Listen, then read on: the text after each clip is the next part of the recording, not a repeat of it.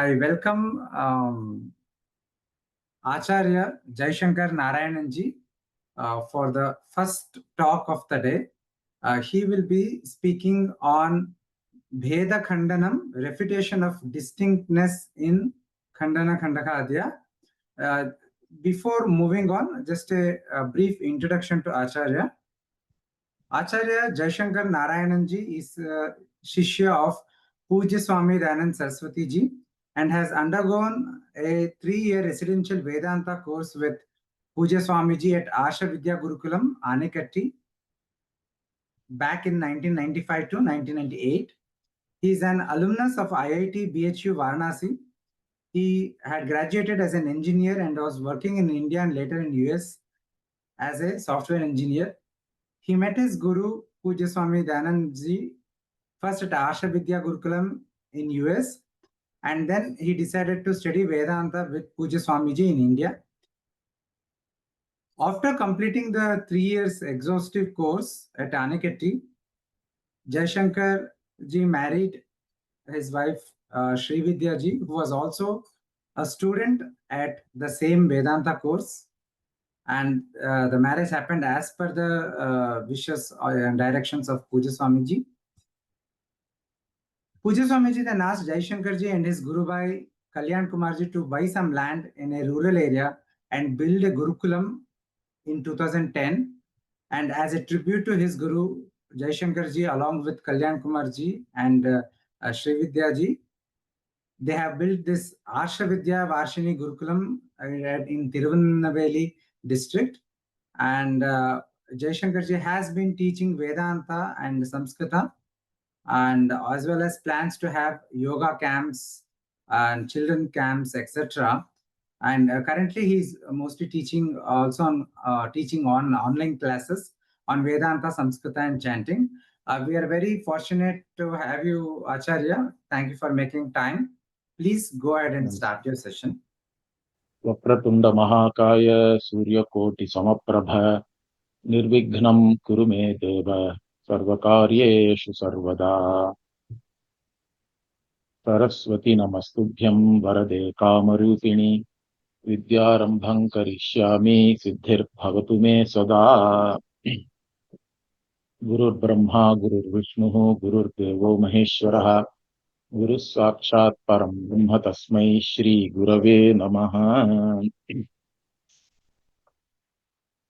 Avikalpa Vishaya Ekasthanuhu Purusha Shrutosti Ashrutishu Ishvaramumaya Param Vande Anumayapi Tamadhigatam Manapamano Dana Vinodana Nate Girishe Bhaseva Sankuchitayor Uchitam Tadindoho Bhetum Bhavani Shachitam Dhurisam Bhavani Namri Bhavani Ghanamangri Sarojayoste Shabdartha Nirvachana Khaṇḍanaya Nayantaha Sarvatra Nirvachana Bhavam Akharva Garvan Dhirayatokamapi Kiravadetad Uktva Lokeshu Digvijaya Kautukam Atanudhvam. So these 3 verses are the first 3 verses are Mangalacharanams in the Khaṇḍana-khaṇda-khādya, where Shiva and Shakti or Bhavani are prayed to. And it's very, the 3rd verse here is very interesting because he is saying Shabdartha Nirvachana Khandanaya Nayantaha Sarvatra Nirvachana Bhavam Akharva Garvan. So those who are very proud about whatever their learnings and what they are propounding, all of them, you can destroy their pride by doing Shabdartha Nirvachana, he is saying. So in this work, Sri Harsha has given us certain way of analyzing, you can say, our techniques, by which you can actually deconstruct any kind of concepts or ideas. So he's saying whatever, so by looking into and analyzing the meaning of words and how and whether they really are devoid of any defects and contradictions and things like that, you can deconstruct any concept or any definition. And even for that, you don't have to do anything. Kiravat etaduktva, he is saying. So don't worry too much. You just repeat whatever I have done, like a kira. Kira here is parrot. So parrot, like even if you repeat whatever I have given here, then you can have Digvijaya in this world, he is saying. Lokeshu Digvijaya Kautukam Atanudhvam. So may you all dhiraha, whatever I have said here, Yathoktam, you repeat it like parrots and you can win in any debate and all that, and you can have a victory like this, he is saying. So that is how he is actually beginning his work itself. In fact, about introducing Harsha, I think already our Nagaraj ji has done a wonderful job of that. So only one more thing I want to add here. My Guruji used to give this khaṇḍana-khaṇda-khādya as an example of a Vitanda text. So Vitanda means that you only show the defects in the arguments of others. You don't even want to show what is your position, or you are not defending any thesis or your own some siddhanta. So in the Vitanda Grantha, basically you are showing the defects in all the others who are opposed to your views, let us say. So that is how this work is, in fact, but that portion, the Vitanda portion also starts a little later. I think the first chapter still is talking about Advaita and it is establishing Advaita. But afterwards, this work is purely a deconstruction of anything which the Nayayika, particularly the Nayayikas, and in some cases even the Mimamsakas are addressed here. So whatever propositions they are putting forth, how they are all not in fact free of defects, or there are some problems in all of them. Okay, we'll see that. So this Vitanda Grantha, when he initially wrote it, it seems, that's what I have heard as a story, is that nobody really understood this. So our Nagarajji said it is like Narikela Paka. That's an understatement, I think. So it is really, really a very difficult Grantha only in some ways. And even if you read the English translation also, you won't really understand much unless you have a certain background in the Shastra and all that. So this Grantha was so difficult when he originally wrote it. It seems that he was asked to go and have buffalo milk and curd for 6 months, so that his brain was so, or his mind was working so much that they wanted to slow him down and making him a little manda.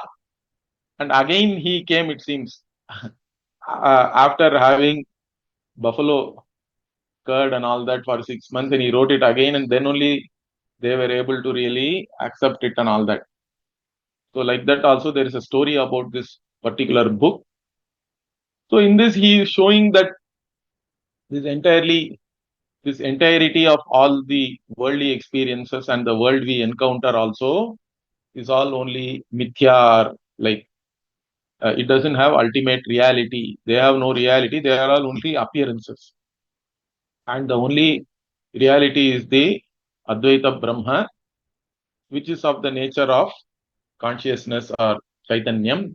So that's what he is establishing.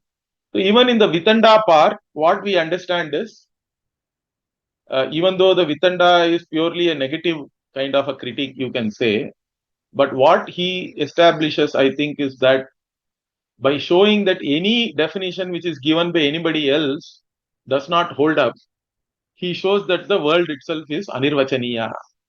So you cannot really categorize it as anything, this or that in a definite manner. So everything is anirvachaniya. He proves that. And once you prove that, The only thing which is self-evident and self-revealing is Atma itself, which is Brahman. So that way Advaita is established automatically. So that way also we can look at it. Even though it is Vitanda, eventually it is only establishing Advaita for us.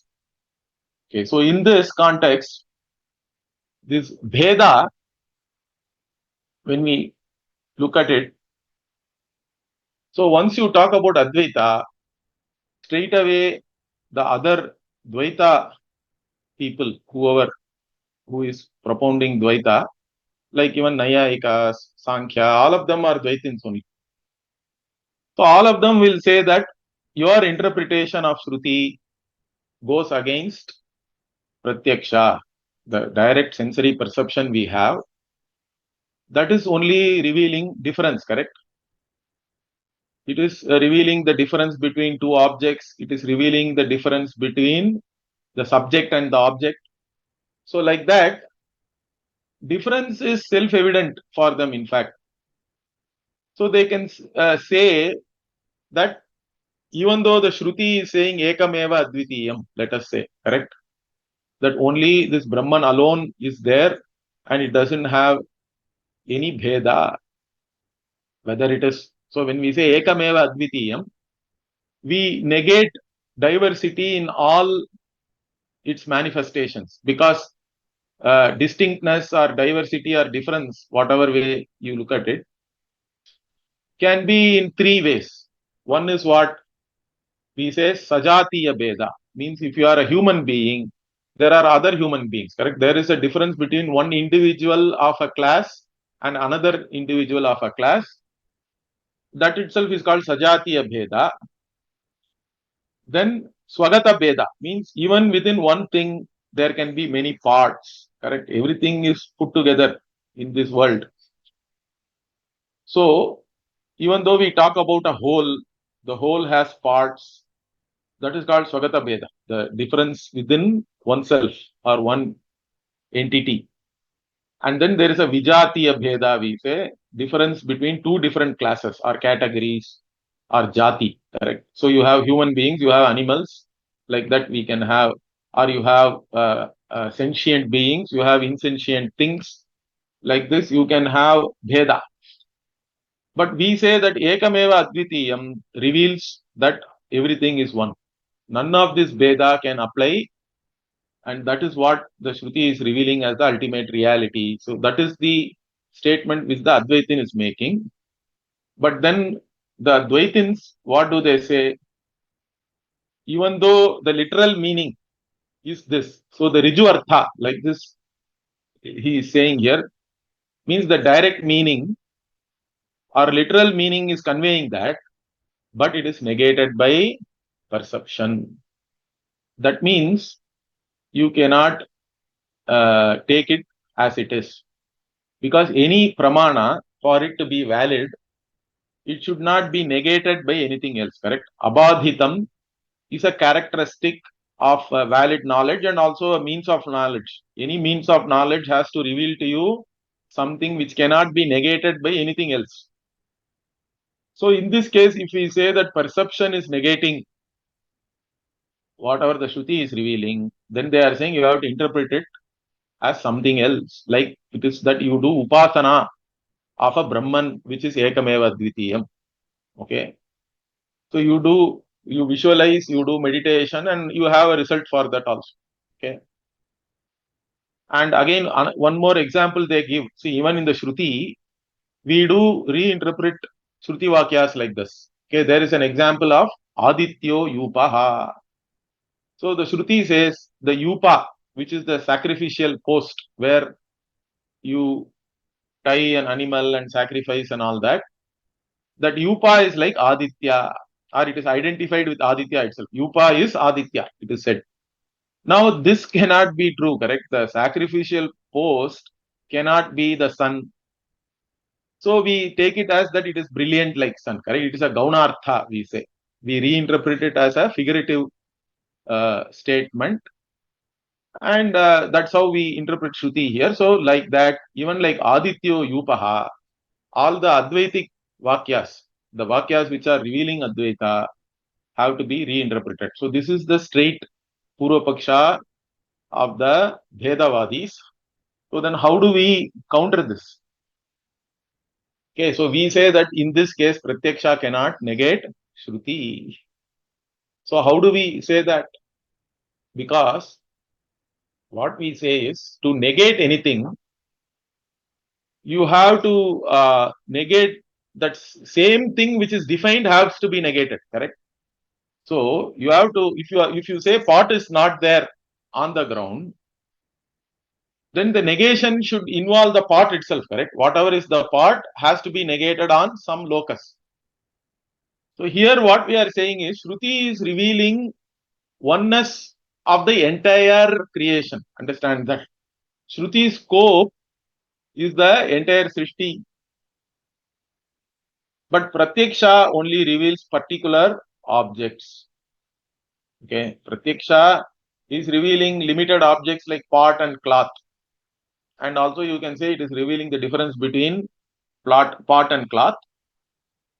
Even though we accept this difference in vyavahAra, okay, but we say that since the Shruti is an independent means of knowledge, and once you accept it as a means of knowledge, whatever it is revealing has a certain force. And so the Shruti, whatever it is revealing, overrides whatever is revealed by the Pratyaksha here.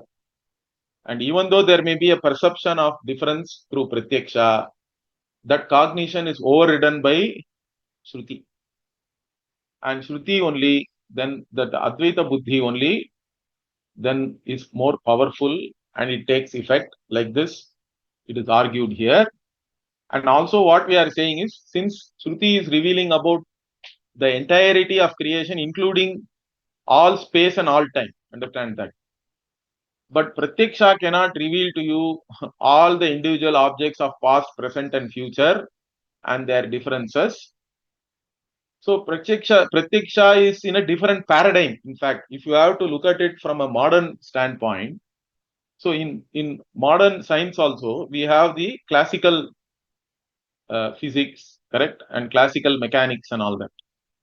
Or macro world, we can say, correct. In the macro world, the Newtonian physics or mechanics only works. But if you go to the quantum level, the classical physics does not operate there anymore. So in the quantum level, things are different, correct? Because it's a different paradigm.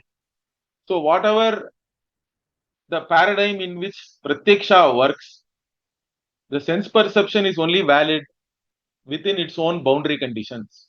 But Shruti is revealing to you something which is beyond or something which transcends the sense perception itself. Okay. In fact, even the basic definition of Shruti as given by Acharya in the Rigveda Bhashya Bhumika is what? Pratyakshena anumityava yastu upayona buddhyate yenam vidanti vedena tasmat vedasya vedata. Like that it is said. So the Shruti is revealing to you that which is not available for Pratyaksha and Anumāna only anyway.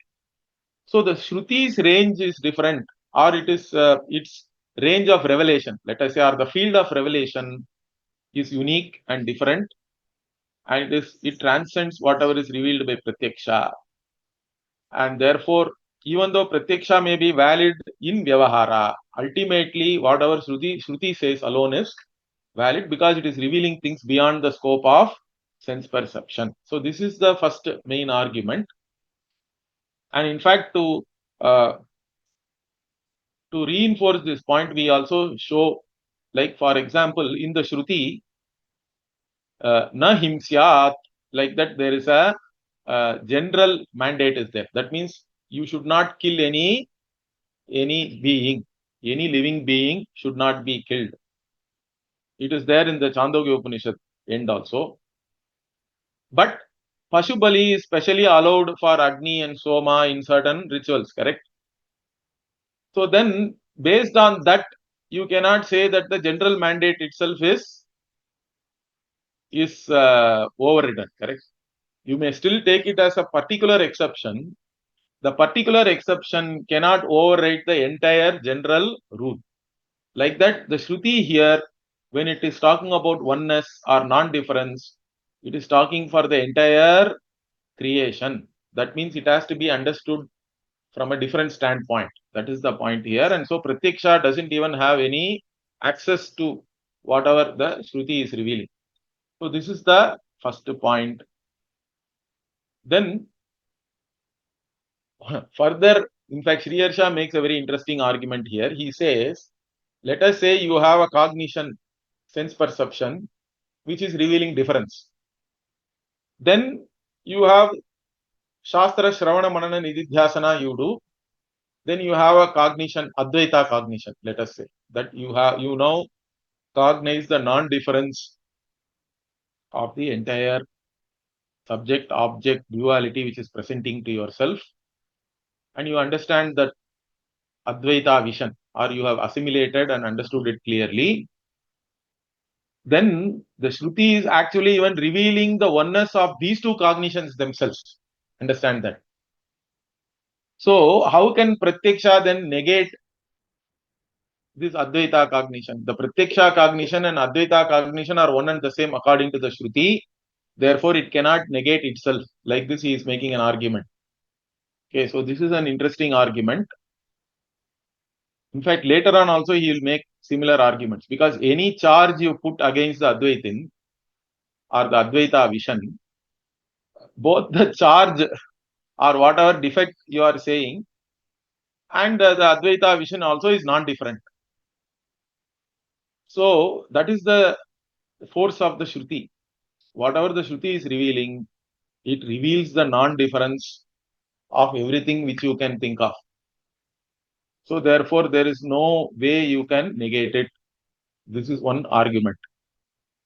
So even another point he makes here is that the cognition of difference itself, let us say, like pot is there, cloth is there. And then you also have a cognition that pot is different from cloth, let us say. Now, even here, there is a cognition of pot is different from cloth, but the cognition itself, whether it is different from pot and cloth or its object of cognition, that difference is not revealed by the cognition. Understand that. The cognition, everything is only cognized, correct? Only if it is cognized, it is there for us. Unless you cognize, or even in quantum physics, we say that unless the observer collapses, there is no quantum system and all that.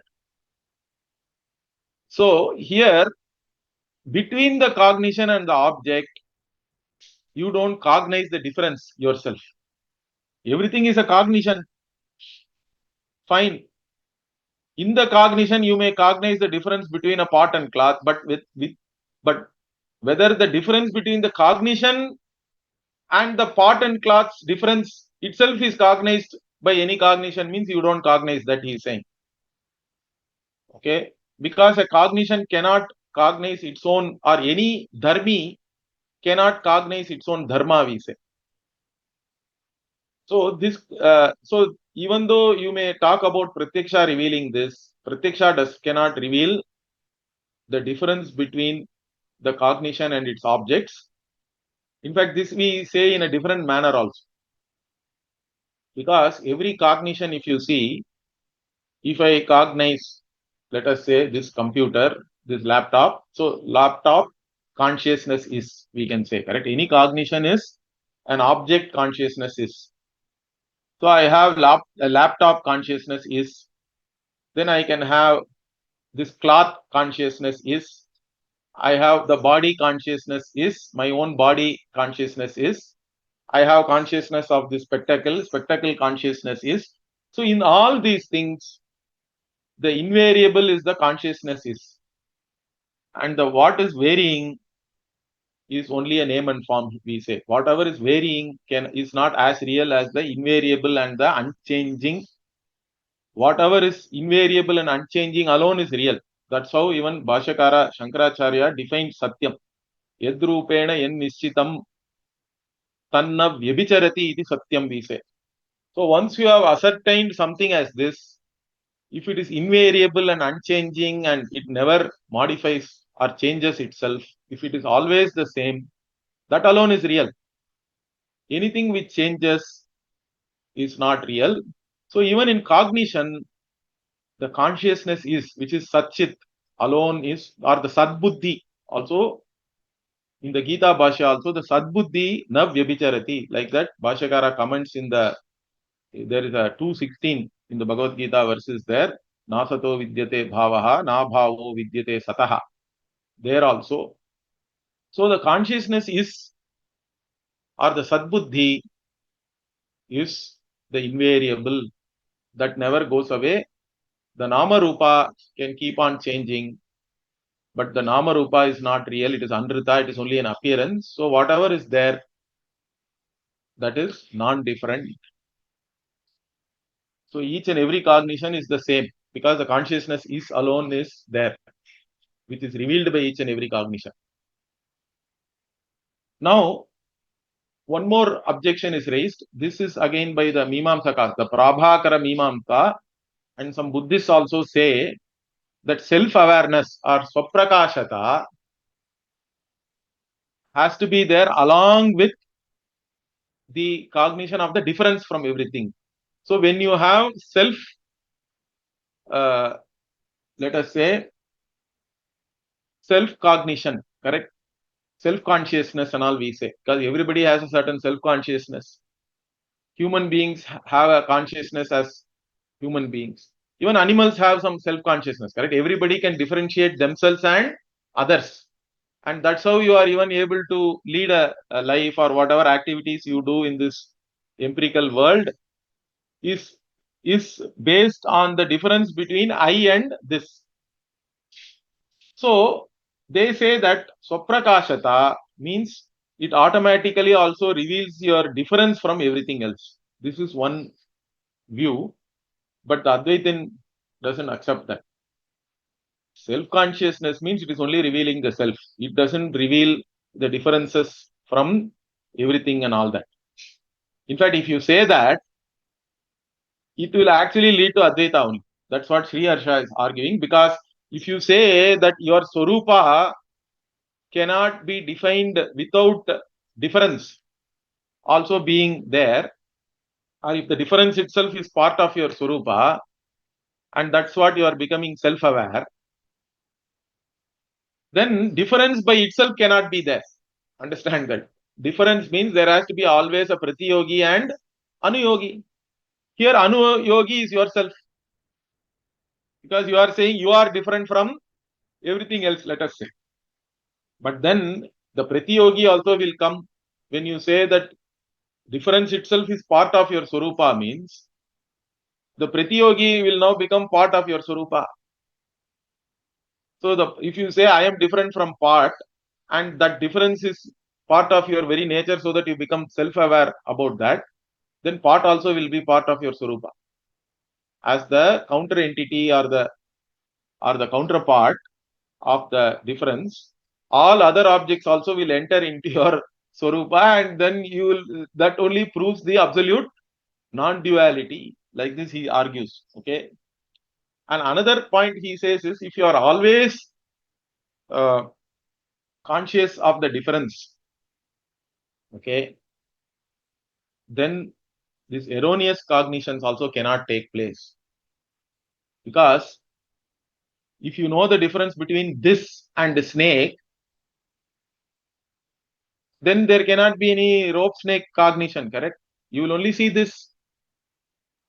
But in erroneous cognition, the difference between this, or the nature of this, and the snake is not cognized. That's why you see it as this snake. So if you say that difference is part of the Swaprakashata, and you are able to always cognize difference, then erroneous cognitions also will not be possible.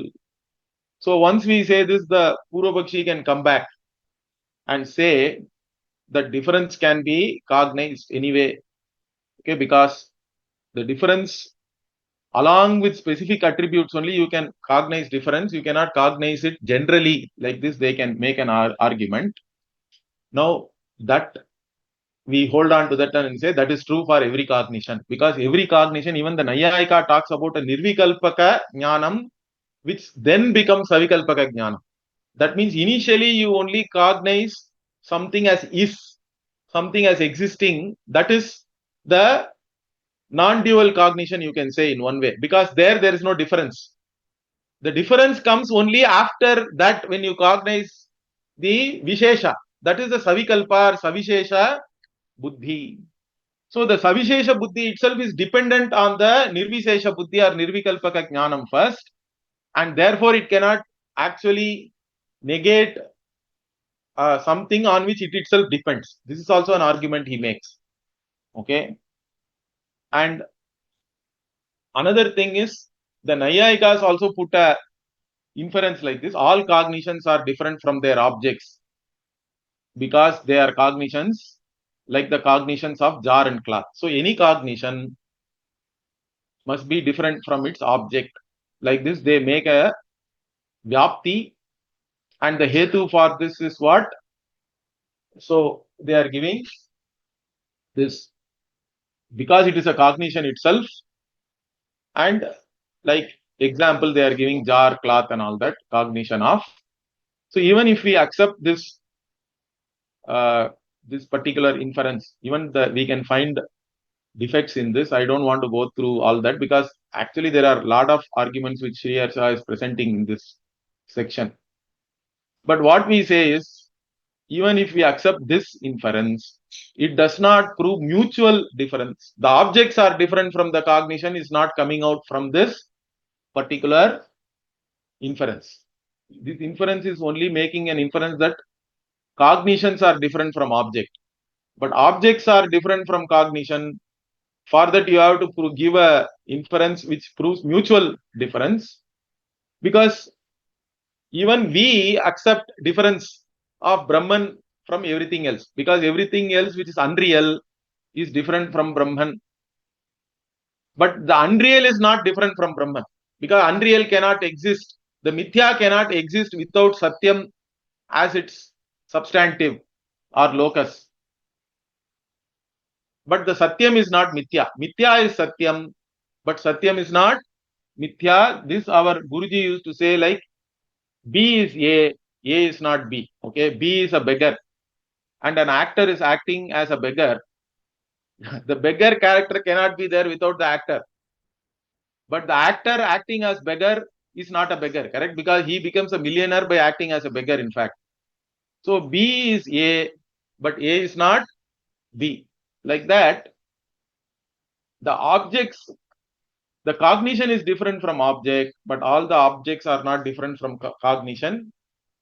So you cannot prove mutual difference. In fact, the Shruti Vakya will come and negate any kind of inference you can give. Okay. So this is even by inference. Neither Pratyaksha nor inference can prove the difference. Then finally, they also say that no, difference itself is self-evident. Okay. And it is not negated by anything else, so that you have to accept it as valid knowledge. Difference means we can't accept that also. Because everything, a thing cannot be different from all. Understand that, because then it will become different from itself, which is contradictory. But if you say that something is there which is different from everything else, we accept that, because Brahman is different from everything else. Brahman as one reality is different from all other unreal things, as I said already. Therefore, this statement also we reinterpret it in a Advaitic manner.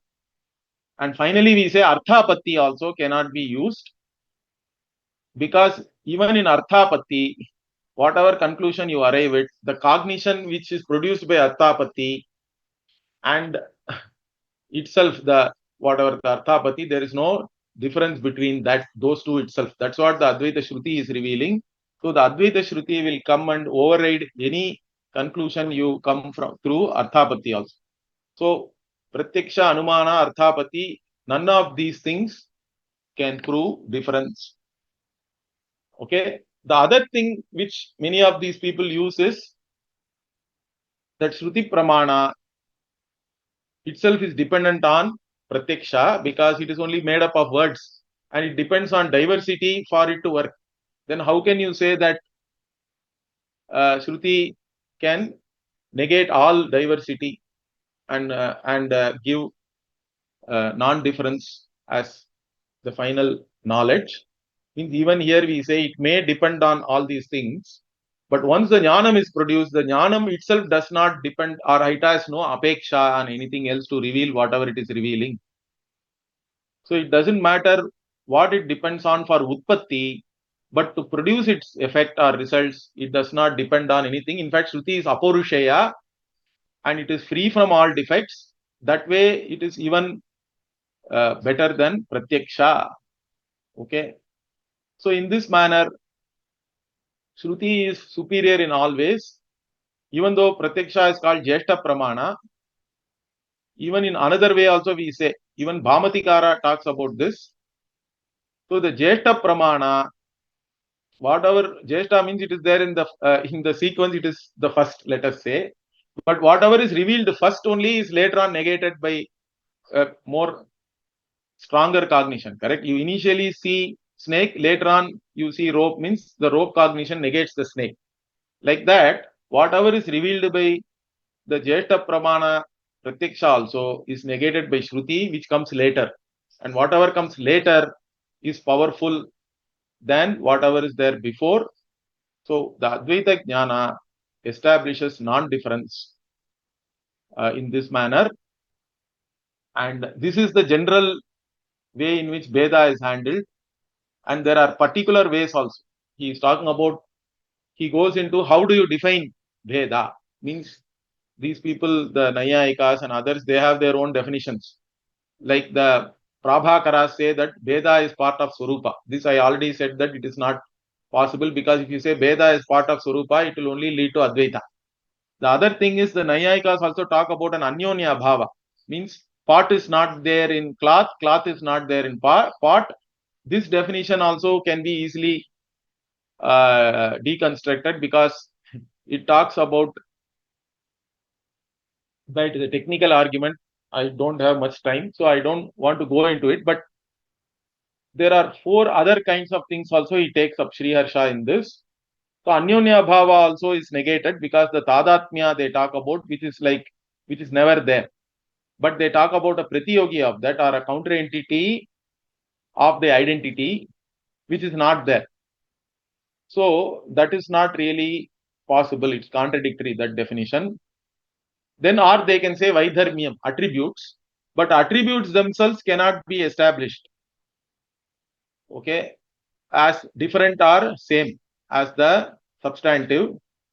There also you will end up in contradictions like anavastha, means infinite regress, or atmashraya dosha, means you have one thing in itself, or chakraka, circular reasoning. Like this, different problems will come: contradiction, circular reasoning, or infinite regress. Or even prithaktam, the Nayayikas talk about as a guna. This also faces the same issues like the Vaidharmyam and all that. So like this, even if you take up the individual definition of Bheda, all of them are negated. So this is just, I try to give you a overview of how the Bheda Khaṇḍanam is done. Of course, this is a lot of things are there. So I will stop here. Thank you very much, Acharya, for taking up a very insightful and illuminative lecture on a very important topic. We are very, very grateful for highlighting Sriharsha's critique of his perspective on Pratyaksha Pramana and how it is overcome or negated by the Shruti Pramana. Thank you very much.